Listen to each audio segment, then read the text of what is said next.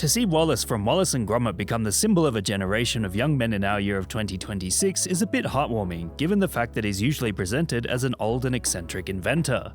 It all started with an account literally named YBG Wallace, who posted AI-generated images of Wallace wearing a mask back in May.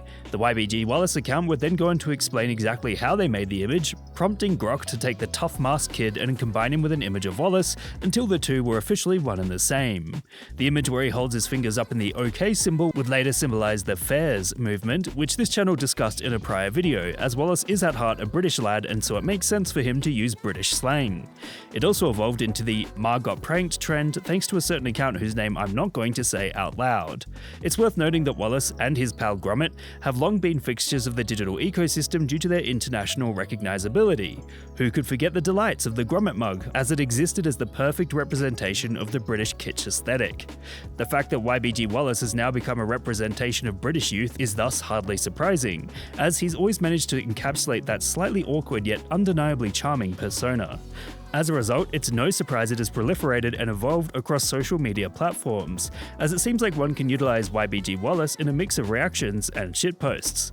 It's amazing that it has evolved so quickly into the face of the Fairs trend, moving from moment to moment and demonstrating how a certain meme can thrive if given enough space to be open to interpretation. What's interesting is the fact that it is AI generated, and the original account seems frustrated that people aren't crediting him for coming up with the concept.